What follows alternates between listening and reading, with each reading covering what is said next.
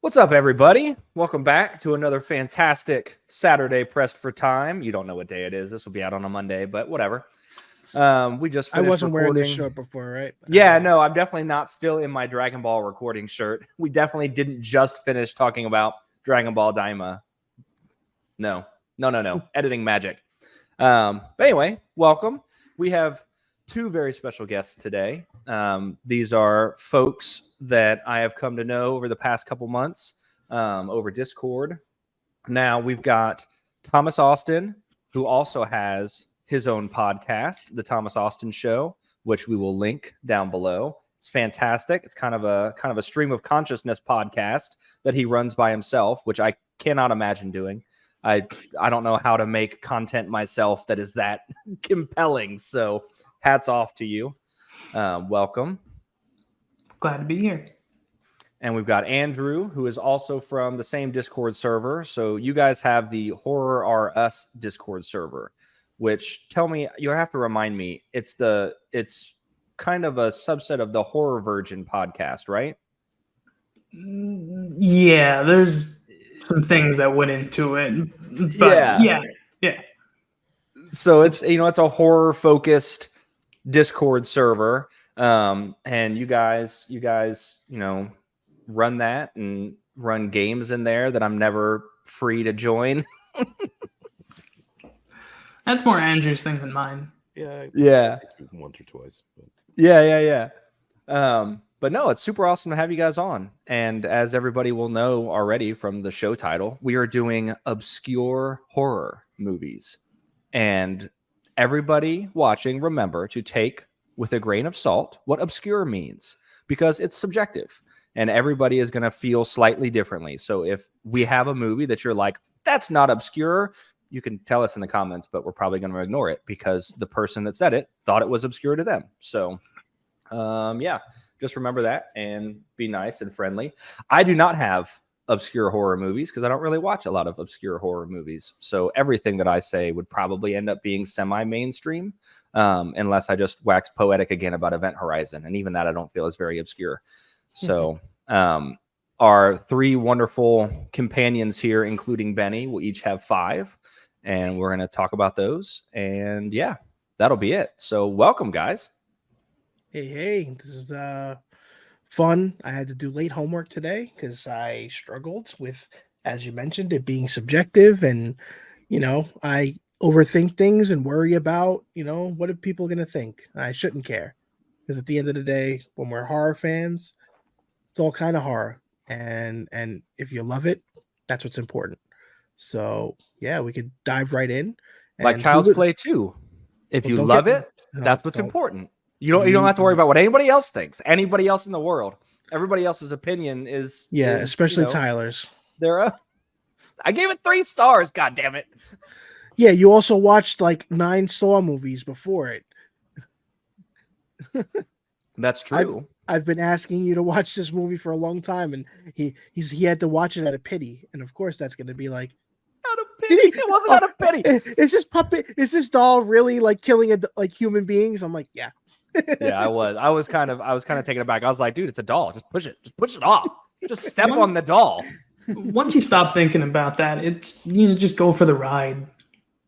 Well, that's what I said. And Brad Dourif is just amazing. Like, he makes that entire movie, his voice lines and the amount of audio character he's able to breathe into that puppet is amazing. And the fight in the toy factory was awesome. That was a blast. I had so much fun. I gave it 3 stars. God damn it. 3 stars is a lot, okay? If you notice. For the record, most of your dialogue to me offline did not reflect 3 stars. No. You did was critique the movie. And I'm like, you could definitely critique it. This is the most I'm hearing about how much you liked parts of it. You mentioned the factory and that was it. I only talked about like 2 things. I was like, man, what the hell, man? It's a tiny doll. Like, why are you said with the ruler? You were just saying with the yardstick. He's beating this woman to death with a yardstick. Like, calm down, lady. Just put your arm up. Just block it. It's a yardstick being wielded by a puppet.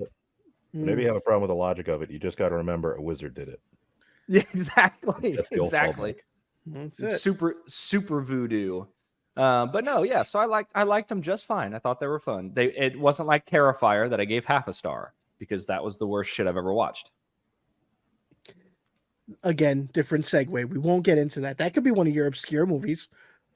I don't feel like that's very obscure either. You can buy it at Walmart. Fair enough. You'd also be forcing him to talk about it, which half a true. star. Yeah. I don't think he does. I don't think he wants to do that. It was pretty funny I might though. want to torment them one day for that though. The top review on Letterboxd, because it's either one of two things on Letterboxd. I love Letterboxd, but half the time the top review is like some beautiful in-depth analysis of the film, and the other half the time it's like a snarky one-liner that made it to the top. And for Terrifier, it was I can really see why audiences were split down the middle on this one. Ugh. And that almost made watching that piece of shit movie worth it. That's good though. That's priceless. I know. Yeah. It was pretty goddamn funny. If you want, Tyler, I have a movie that will. I have a movie that if you watch it will make every other movie jump up at least 2 stars. Oh, really? What is- movie is this? It's called Ant Farm Dickhole. Ant Farm Dickhole. Oh my It is. god. I don't even know if I want to Google that. You are definitely gonna watch that now. On every level, it is the 2011. worst movie. I will recommend bad horror movies to people if they're fun to watch. Yeah. It's not fun to watch. It is just on every level the worst movie I have ever seen. On a technical my level, on a writing goodness. level. And he's seen a ton of movies, a ton of bad movies. Yeah. 2.9 on IMDb. That is 3 Generous. points too high. That is impossible to believe that it is that high. It's I love the advertisements at the bottom. The more like this. We've got Jesus, the total douchebag. That's We've the got same. That's the Dickless same director. Zombies. Of course it is. And Night of the Pumpkin. I forget what his nom de plume is, but he. Oh man, Oh wow. it's physically painful to watch. All right. You bringing that up makes me feel better about one of the movies I chose because I didn't think it was too obscure, but because you brought that up, I'm going to try and level that out now. So I'm thank you for that. Look. Oh, you it doesn't always- come up on Letterboxd. Nor should it. It doesn't have a Letterboxd page at all. I don't know if I can say that, but the only place I found to watch it, I couldn't even find like a DVD of it. I had to find it on Internet Archive. Oh my god. That's how. But look, I'm just saying, you set the bottom of the barrel, and then you and you get to the mud underneath of it, and now you got a baseline. Now everything else is uphill from there. I love it. Everything's a palate cleanser after that. Yeah. Oh man. What a way to start Wow. off obscure horror. Ant Farm Dickhole. You can't get it more Yeah. obscure than that. No. That was I a do freebie guess from him. I guess I do have Yeah, that's a not pretty even one of my decent 5. obscure horror. I really like Thanksgiving. That was a pretty fun That is one. a good one. That's a pretty good one. It's and fun. Velocipaster is also pretty good. I could go on for hours about Velocipaster. Yeah. Not that's a fan. that's Should've a won the pretty fun Oscar. one. That Definitely. it is a perfect example of just towing that line of so bad it's good Yeah. and on purpose without making it seem like you're trying to be bad. Yeah. Yeah. So what I what I genuinely liked about that movie was that everybody seemed like they're actually invested. Like everybody knows this is the dumbest fucking thing that's ever been made, except for maybe now Ant Farm Dickhole. But everyone knew this was the dumbest shit ever. But they still gave 110%. Like everyone is acting their ass off to the best of their personal abilities. And of course It was the VFX of the car on fire always deserves a special shout out. Yes. Mm. All right. So let's get into the list. How do we want to do this? Does everyone want to give their 5? At like we'll do each person's 5 in a row. Yeah, I think we And, can do that. We will Keep start it with uniform. Yeah, we'll go down. So Thomas Austin, you're 5 on the spot. On the spot. On the I spot. Have this, I have this planned. Not at all. So the first one that I had is Pontypool, and it is a zombie movie, but not in the style of most, where you have like a group of survivors that slowly get dwindled down if they're trying to escape a city or they're being just tasked to do something like a special ops group. So it starts off with a guy who is a radio DJ, and he's going in for a job. He has a little encounter with a person at the beginning of his day, and throughout the rest of the movie, you don't get to see a lot. You hear it, and the work that they do with the audio, it is a really enthralling like audio piece through a visual movie. The reason why I have it up here for obscure is if you ask people in the horror community, you'll get like 50-50 people being like, oh yeah, I've heard of that, or I've seen that, and people being like, no, what's that? So it goes under the radar of many people, and it's just it's a very intriguing and an engaging watch.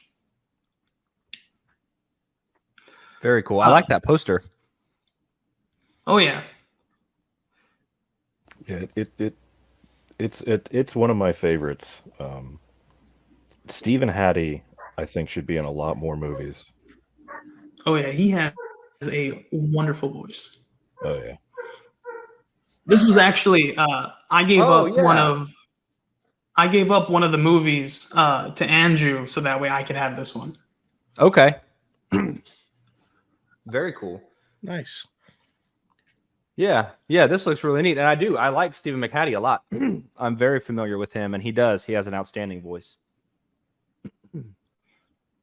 And he plays a radio host, which makes absolute sense. He's got the voice and the face for radio. That is true. Nice. All right, so Pontypool, we got it. And then next up Pontypool is I started off with a good movie, little known, and now I'm gonna hit a little bit of a bad movie here. WWE's See No Evil. Great movie in its own right. If you like horror movies, it is one of them. It is one of them. You're talking about this one? It's with Kane. It's with The Kane. Big Red Plays Machine. Yeah. Jacob Goodnight, I think is his name in that. From what I remember, some people have been tasked to clean up a hotel. And juvenile delinquents, I think. Yeah. It's like a punishment that they have to clean up this. And so it's made to where most of the people who get taken out in this movie are kind of like, they kind of deserved it. Just because of how bad they are. And the effects on it are pretty good. The story is there. As a kid, I grew up with wrestling and and horror movies. My first horror movie that I remember seeing was when I was 3. I was moving from my first home, and it was Dream Warriors. So I started off good. And so when I get these mashes of things that I love, I'm going to go see it. And it stuck with me just due to the fact of it's a wrestler, especially one Kane, who's in this, who has a history of being sort of a monster figure in the wrestling business, and then he gets to go and do a horror film. It was a good childhood dream that I didn't know I needed, and I regret having. But I enjoy it. I enjoy it. It's a fun movie. No, that's awesome. And there is a sequel to it that Which I need adore. to do a rewatch on it. It's so much like he's so much more brutal. I feel in that one. I watched the sequel recently, and they up the B horrorness of it, I think. Yeah. Yeah. Very well. See no evil. All right, which moves on to my number 3 movie on this, which is Diary of the Dead. So everybody knows about night. Everybody knows about dawn. Some people know about day. But Diary of the Dead is a Romero film that doesn't necessarily correlate with the rest of the other films, but it's a group of, I want to say, students are making a film, and it's what is it? When you got the camera throughout the whole entire movie. Yeah, it's kind of It's like found footage. take. Yeah, it's a bit found footage. But there's the gore in it is solid. There's just it's a fun take for that. It kind of feels a little bit like Wreck in terms of, found footage zombies, but it does its own style. And I recommend people watch this just because of the novelty of it. And also, like I said, the gore. There are some spots in this movie where it's really good. Like they're in a hospital after one of them gets bitten, and there's something that happens with a defibrillator. I'm not going to say too much about that. Just go watch it. And there's another part where they come across a farmer, and he is, I think, mute, and he does some cool things with the scythe, and also just seeing like an Amish looking guy throwing some dynamite. Fun, good times. That's Literally watched this pretty much about a all week and a half ago with my wife. So Yeah, this is one that I've also seen.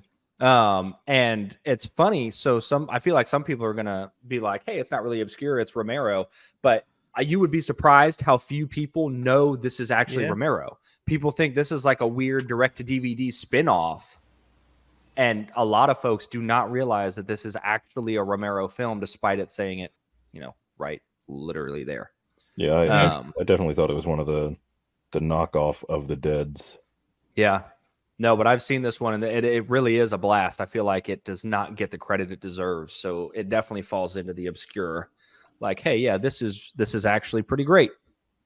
Do you know if it's at all related to, I think it's Japanese, I think it's One Cut of the Dead, which is kind of the same. It's a similar setup of, people filming a zombie movie that, One Cut of the Dead is 10 years later, so probably not inspired by it. But it might be the other way around, though. It's a lot more comedic. But yeah, it's that same kind of people making a zombie movie that. Oh my God, IMDb is just fucking pop-up city. There's a little part in Diary of the Dead where one of the characters, before they leave the movie, the scene is there's the director, he's following one of the people, and they get attacked by a zombie. And she is able to get away from the zombie. She leaves, and for some reason, I believe in the movie, there's like a little sting because she's like from Texas, and there's like a little American jingle that wouldn't be in a found footage part. Took me out of it in a good way. It's a movie that doesn't it knows what it is. It's partially serious, partially knows, because Romero, he's a very good director for the most part. Yeah. Everybody has a stinker once in a while. But yeah. Unless your name is sometimes in the Denis Villeneuve.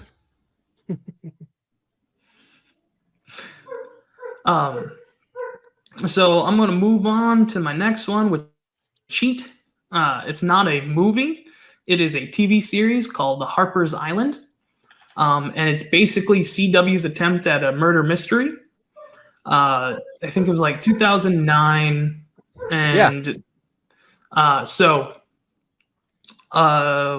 there is a wedding on an island that, like 7 years prior, there was a mass murder spree. And so when people start dying off in the show, people wonder if the guy is truly dead, which the sheriff of the show, he claims. And so there's a large ensemble cast, and the gimmick they had was every single week one person would die, and the name of the episode would be the noise that it made when they died. So Oh, I think there's cool. like thwack, sip. Like if you there should be an episode like counter. So yeah, See, we've yeah. got whap, crackle, kablam, bang, thwack, sploosh, thrack, splat, sizzle, gurgle, and seep, snap, splash, gasp, and sigh. And so That's it's awesome. Those are some good noise. it's a bit on the cheesy side at times, because like I said, it's I don't remember if it was CW or whatever it was at the time, but it has a lot of people from that channel. Yeah. Jim Beavers, the sheriff, and Cameron Richardson. Yeah, these are a lot of the like the Supernatural and the Flash and all that, all the CW shows. It's a lot of the same folks. You're right. And so it has its moments of comedy, like early on, obviously, before people start knowing that things are people are dying from nefarious deals. Yeah. And sometimes they try and make a person a red herring, and they don't fly too high with it. But this is one thing that I have forced many people to watch, and some people have come back to me with, thanks, I won't get that time back. And they're haters. And some people are like, oh my God, I love this. There's actually a person in our community who I told them, like, hey, I get an opportunity to talk about this. And they're like, oh, really? And I'm like, yeah. And so this is a shout out to her. I'm going to force her to watch whenever this gets released. But it's a good, like, especially around this time, just put it on TV while you do things around the house. If you can kind of get invested a little bit and drop out. But that right there, the scene that they're showing, that's when it changes. That's when it goes from, everybody having a nice, oh, hey, there's a wedding happening, to being like, oh, we're going to die. Yeah, was that a putty knife dropping out of a chandelier? That's exactly what it looked like. That doesn't seem like an efficient. It's weapon. it's something used for like whaling, I think. Oh, okay.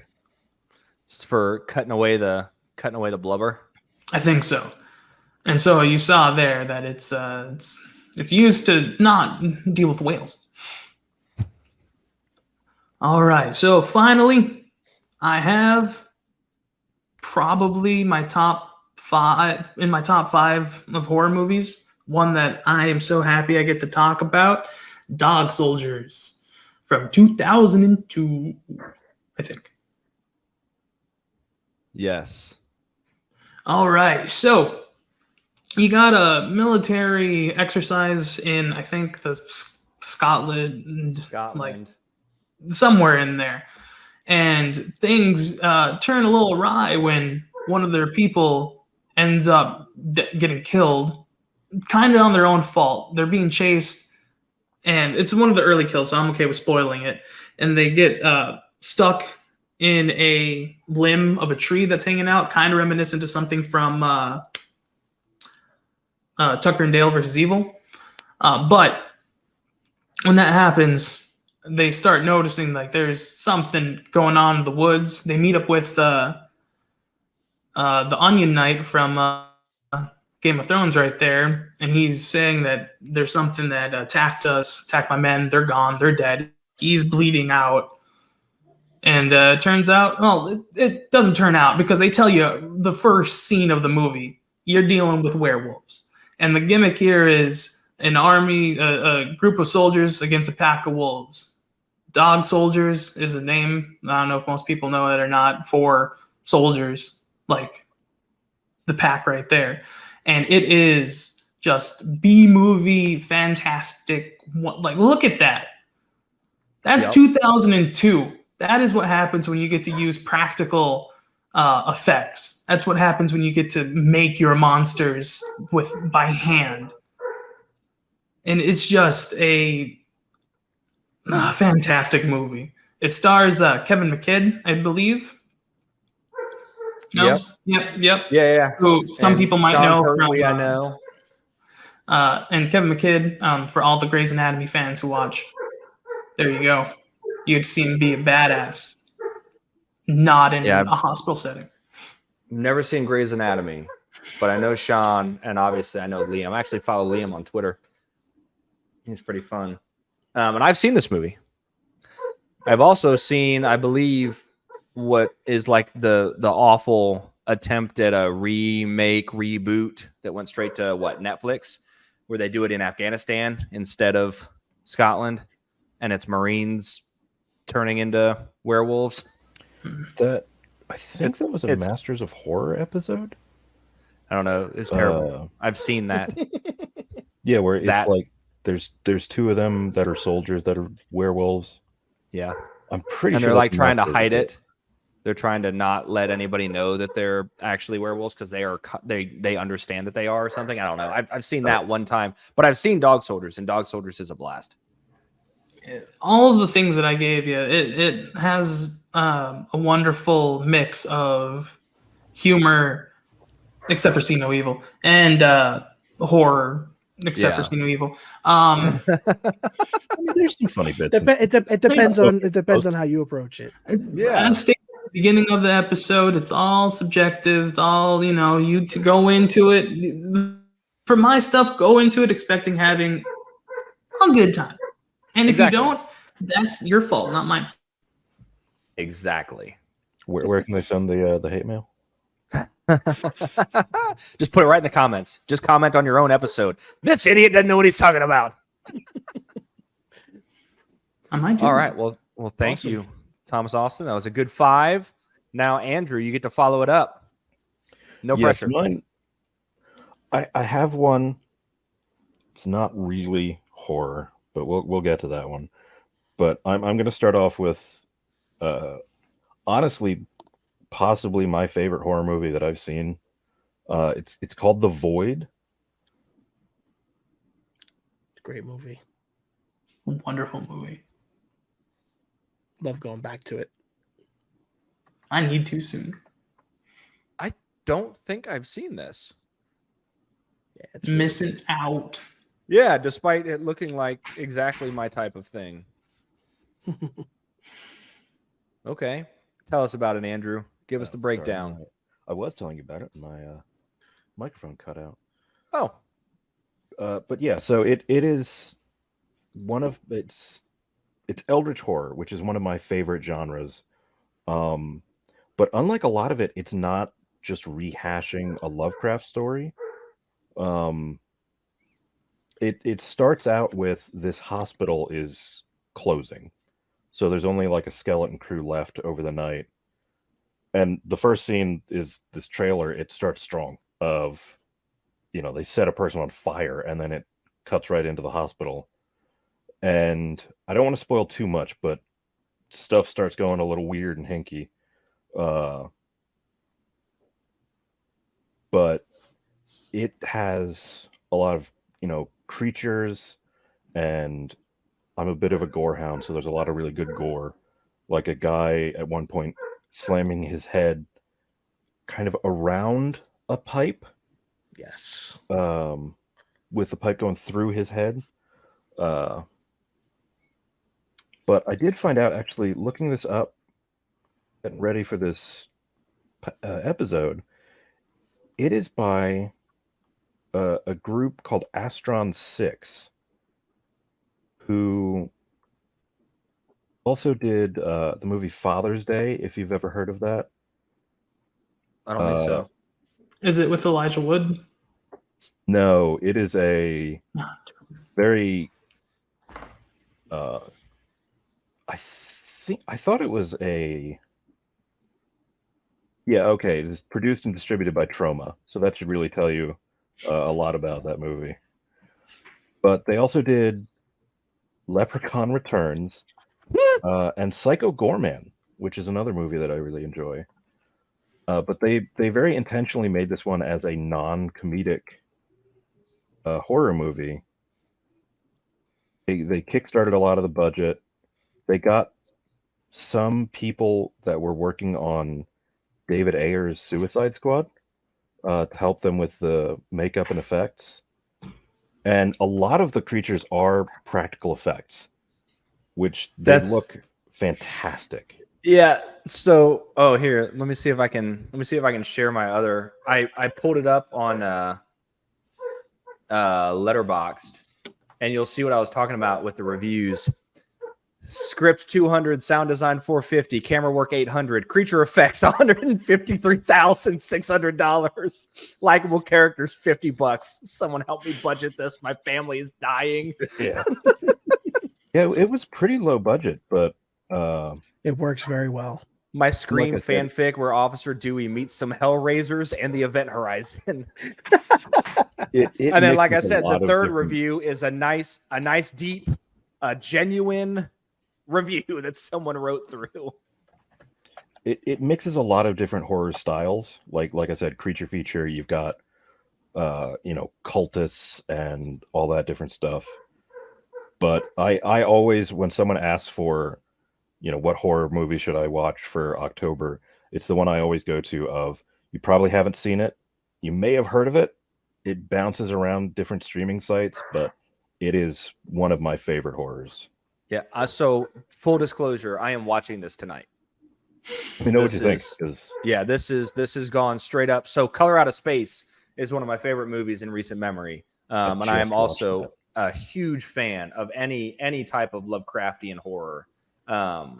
Even if it's not a Lovecraft story, which Color Out of Space obviously is, but I find a lot of times recommending actual Lovecraft stories, you kind of have to grapple with Lovecraft himself, not such a great guy. Yeah, being just a super racist piece of shit. Yeah, it's hard to. That's why I like Bloodborne, the game. Bloodborne is my favorite game of all time because one, Souls, the Dark Souls style games, anything from Software is like my favorite. So Souls-likes are my bread and butter, and then Bloodborne being a Souls-like that also becomes a Lovecraftian nightmare. It's just the absolute perfect video game for me. So I think that's probably going to be my favorite until the day I die, unless they do a Bloodborne 2. Not to get too far off, but have you played Lies of P? Yes, I actually am at the very end of it right now. I was going to say that kind of has a similar trajectory of getting a little more horror-y. Yep. Yeah, I've had a lot of fun with Lies of P. But yeah, speaking of having a lot of fun, my next one, I'm not even going to try and defend it being horror. There's vampires, and there's a scene where a woman screams for about 5 minutes straight. It is the end of Texas Chainsaw Massacre. Close. It's Jesus Christ Vampire Hunter, which is a 2001 Canadian movie. Yes. It had a budget of 100,000 Canadian dollars. No. It was Thomas Jane for a second. And so the plot is vampires in, I think it's Toronto or Vancouver, some major Canadian city, are kidnapping lesbians so that they can harvest their skin and go out in the sunlight. So the church just goes and finds Jesus, who's just kind of hanging out. He's been around, and say, hey, we need your help. And there's a musical number at one point for no reason of them just going through the streets. There is one of the most infamous parts is he's walking home from the lumber store with wood to make stakes. And he goes through a public park, and this Jeep pulls up. And these two people that look like they're, Party City Matrix outfits jump out. And they say, "Are you Jesus?" And he says, "Yes." And they say, "Well, we haven't ever talked to you. We're the atheists." And then there is, no joke, a 15-minute fight scene set to this terrible techno of, and it's like a clown car. 30 to 40 people come out of this one Jeep. But the best part is you can tell they couldn't afford to shut down the park because there are people in the background who are like just a family having a picnic, looking over and going, "What is going on over there?" It's amazing. Oh, it is fantastic. That's the I type think of that's film just- I aspire to make. I think that's just normal Canada at that point. Yeah, true. On a They're Dude. like, oh, there they go again, doing it. This- their regular scheduled thing. This has to be a joke, right? Stephanie Meyer took inspiration from the vampire glitter attack scene, leading her to make her own vampires sparkle in the sunlight. Seriously. I, It's I like would the believe screaming it's just lesbian made by lady. someone. The screaming scene is they go to, it looks like just a community center, not even the whole thing, just like a single office there, and they just have a poster on the wall that says "The Lesbian Center." And she sees As these all major vampires cities have. and just screams for 5 minutes straight. It's one of those, like, you want to watch it with a group of people that know what they're getting into. Yeah. Yeah, like you're not throwing this on by yourself on a Friday afternoon. No, this is one you want to actually be there chatting with people. Right. At one point, It's like you just want to have color commentary with it. It seems like I feel like I want to do that right now. yeah, Yes. and like they've at one point he flicks a toothpick as a stake into a vampire. It is. I think they stole that from Daredevil, the movie. That's it. There it is. All right. Yeah. Amazing. Amazing. All right. What we got next, Andrew? So next, it's a little more surrealist. Probably more people have heard of it. It's called Dave Made a Maze.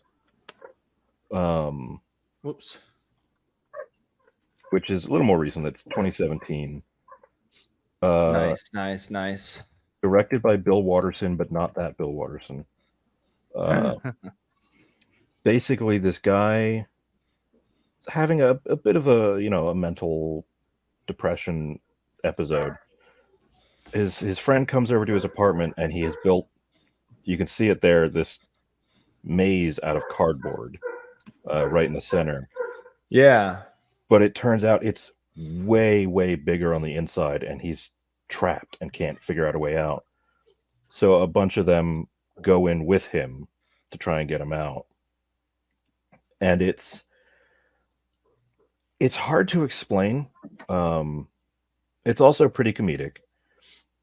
But you can see like everything's made out of cardboard. There's weird kind of Eldritch location stuff going on.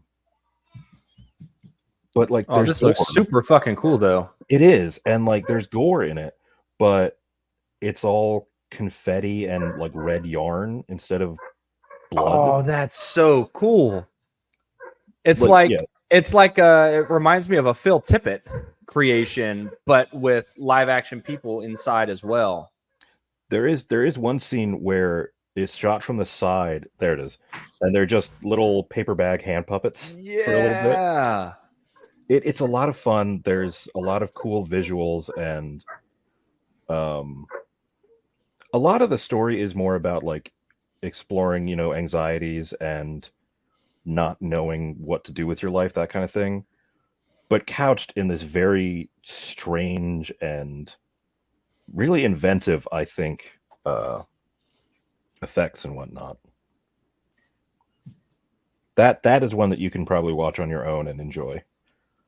Yeah, my wife will want to watch this with me. That's very much up her alley. So I've got 3 on the watch list now. I got to watch Pontypool, and I have to watch The Void, and now I have to watch Dave Made a Maze. Well, You and you have guys to are- watch. You guys are Antoine squaring me away Dickel, here. I think.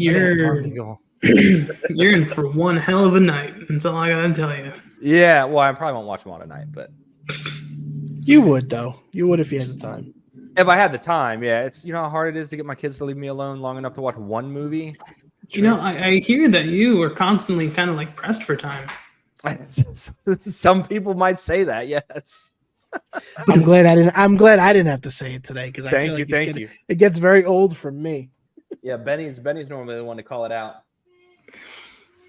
All right, Oh. Andrew. So After Dave made a maze, what we got? my fourth one is kind of it's more of a catch-all of a certain type of horror movie. I went with, it's called Sharkula, as in Dracula, but it's a shark. From 2022? Yes, does not look like it's from 2022. Let me tell you. Well, yeah. It is from a guy named Mark Polonia, who also made Sharkenstein and a bunch of others. But when you start digging into the bottom tier of horror, there are so many shark movies, like Amityville Shark, Sharks of the Corn, Land Shark. Yeah. And I'm guessing it's probably, based on everyone loves Jaws. Right. But it's just so many of these C and D tier shark movies that are just, they're fun to watch, but you can't really say they're good. Like this one is Dracula in Transylvania somehow got chased to the edge of the ocean and made a deal with a shark psychically. The shark would rescue him from Transylvania in exchange for turning the shark into a vampire. Amazing. And Ooh, 2 out again, of 10. 2 is a little too high, but A little too high. Can we talk for a second? Can we brief segue on how all of these films put 90% of their budget into hiring someone to make the coolest fucking trailer or coolest fucking poster on the planet? And then the film never has anything that looks even close. Like, look at this. This is a movie that I want to watch. yeah, and then you compare it to the puppet that they actually used. Yeah, and it's like, oh, okay, no. There's where all the budget went. I think Shark. It's either Frankenstein or either Sharkenstein or Frankenshark. Noah's Shark, Cocaine Shark, Shark Exorcist, Satan. Shark Has Side of the Jaws, Moon. Shark Side of the Moon. Is a Asylum movie. Oh my god, that is fantastic. Amityville in Space, Sharkenstein, Yeah, see, Jurassic Sharkenstein. Shark 3, Amityville Thanksgiving, Sharks of the Corn, Stephen Kang's Sharks of the Corn, Shark Encounters of the Third Kind, Ouija Shark, Virus Ouija Shark recently too. They're all they could all just be the same movie, but they're fun to watch, and just is there a Jesus Shark Christ? Probably, absolutely. I would not be surprised. There's a shark everything. It's crazy. Just amazing. I love it. No notes. I recommend Shark Side of the Moon. It's on Tubi, which Tubi is a gold mine for all these. They need to take over, man. I'm canceling half my stuff just because my wife and I spend more time on Tubi. Crazy. They had the John Wick movies for a while on Tubi. Yeah. I think they still have the first 3 because I have a Roku TV and it's always advertising me Tubi shit. Yeah. They are very quietly probably one of my favorite streaming services. Yeah. Agreed. Awesome. All right. Close your out. What's your last one? The last one, it was a late term edition. But it's kind of close to my heart because it's called The Bay. I always get confused with The Mist and The Fog. I love The Mist. Which one are we looking at here? The 2012 one. 2012? All right, I said that 2019 didn't look correct. Yeah, it is it's classified as a mockumentary, but it's not comedic. Okay. Ooh. And it is set in a city off of the Chesapeake Bay, which is near where I live, and my grandparents lived off the Chesapeake. So, and the plot is essentially runoff from the chicken farm in the area has started mutating these isopods and caused them to grow to like the size of like hissing cockroaches, basically. Oh boy. But and it's infiltrated the water system. So people who are swimming in the bay or drinking, they start burrowing into them. And it is this really unsettling gore. And just this slow ramp up of, everything's going great. They're having a festival to celebrate their new desalination plant. And then it goes. And there's a lot of great shots. I think it's a really well done fake documentary. Okay, can we talk about the fact that it's directed by Barry Levinson, who is the man that did Rain Man and Good Morning Vietnam? Yeah, and it is his only horror movie, apparently.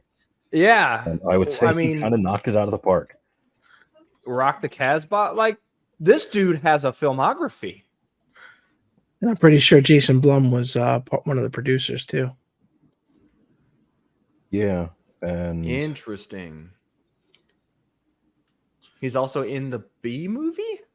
Oh, it's also produced by Oren Peli, who directed Paranormal Activity. So what an interesting mix of people. All right. Yeah, I don't hear it talked about a lot, but it is. I honestly don't know if I've ever even heard of it. I think I recently saw it going through Jason Blum's IMDb's after going to Blumfest on Thursday. I remembered that he's been involved with stuff like since Paranormal Activity, but I didn't know that his producer credentials were so vast, and this movie was on that list. So it was really cool to see that. Yeah, and I don't do great with bugs in general. Yeah. So no, seeing freaking bugs down the man's throat is not great. I don't like that at all. Yeah, and it, like I said, growing up near the Chesapeake, this movie is like, oh, that's unusually close to home because we don't get a lot of movies set around here, much less horror movies. You're fine. But yeah. Good. Very I think nice. I'm gonna have to pick that one up myself. Take a look at that. Yeah. Added to the list. Nice selection, All right. guys. Benny, we're gonna not to disrespect you, but we're gonna lightning round your 5, so we don't keep everybody for too terribly long. But I want to know what your 5 are, and I'm not gonna let you get out of it. So let's get it. Well, Give it to me. considering my list changed as we kept watching, because both of you inspired me to like rethink and remember some other movies that are kind of more important in my life. So I'm going to start with a movie that was weirdly remade only a couple years after it was released, almost to the T, which is Cabin Fever. If anybody's seen Cabin Fever. Ah, yes. I have original seen Cabin Fever. Cabin Fever was one of the ones on that was one of the in summaries at one point, I believe, wasn't it? Yeah, I got that one. I don't think we've ever gotten back to 2002. I think it was the remake. It might have been the remake, but I feel like I got this one. I've done a couple where that could have popped up on there. Yeah. Because I have seen this. I've seen both the OG and the remake. So so I love the first one. And again, you were gonna say something? Sorry. Nope. No. I think with this one, the big part of this movie was just it was another one of those horror movies. Like it was around the time where these movies were getting pumped out, so like you'd find them very actively on the shelves. You'd hear a lot about Eli Roth. Benny, you keep going for a second. I'm gonna have to step away for just a moment. I'll be right back. Yeah, no problem. But you keep going. Yeah, so ideally, just seeing that movie for the first time, it's kind of a cliche topic, and the people in the woods going out there, finding the weird kind of redneck, grocery store with the weird cast of individuals that live in the area. But what I would think might look like it's going to be like a zombie kind of movie turns into this disease-ridden focused movie, which I really enjoyed. So that is really cool. But yeah, it's a movie that I love going back to, and unfortunately, on Tubi, funny enough, Tubi has this thing where it likes to show movies that we happen to like it, but always shows the remake. I'm like, I don't want to see that movie. I want to see the original. That's the one that was important to me. So, as Tyler said, I got to speed around this one. The next one was mentioned by Andrew. This is Psycho Gorman. So, Psycho Gorman is very, very high in my list of all-time movies. I am a fan of Power Rangers. I am a fan of Sentai. I'm a fan of, practical monster suits, and kind of wish we had more of it in the movie. There was a lot of the aspects towards the end of the movie that, there's fight scenes and literally feels like a cheesy Trauma Power Rangers mashup. And I was in heaven, loving the retro style music. The kids were a great dynamic that I didn't know I wanted. I was concerned from the trailers, and I was just like, I want to see him. That girl, but obviously, whoever they got for that to act for the girl was fantastic. It's just this crazy little girl. She was awesome. Her attitude was like perfect. It was the perfect amount of cynical, and like she was just in control. She took over that camera anytime she was on screen. It really worked. I love the gore, outside of his name. Just loving the possession aspects when he's got the possessed cop that kind of becomes a goon, just like walking with him, and then just randomly, like his eyes are rolling and he's just shooting the gun into the air and like practically almost killing the kids, and just like begging to be put out of his mercy. And there's so much about that movie that's just awesome. So I had to make sure I mentioned it, and I'm glad that someone else talked about it here. So, my third one is, I don't know. It's obscure because it's kind of like not really horror, but more like sci-fi-ish mixed with comedy a little bit. But I feel like the dynamic of it kind of fits, which is from 2012. It's called John Dies at the End. Has anybody seen or heard of that movie? So, my name's a direct. My screen name right now is a direct reference. There you go. I had a feeling. I wasn't sure, so that really works out. That's awesome. But yeah, it's a really interesting movie with kind of like an alien species that you don't really get too much about it in the beginning, but obviously as the story progresses and everything, there's my little ex, my mini horror fan, who was actually just quick segue. His first horror movie was Megan, which, good age for him to start with.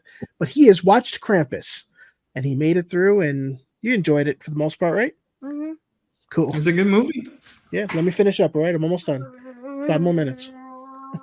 So, yeah, John Dies at the End. It's a lot of hilarity of just weird, kind of trippy, you don't know what's real kind of going on for the sake of the character. His friend is dead. He's not dead.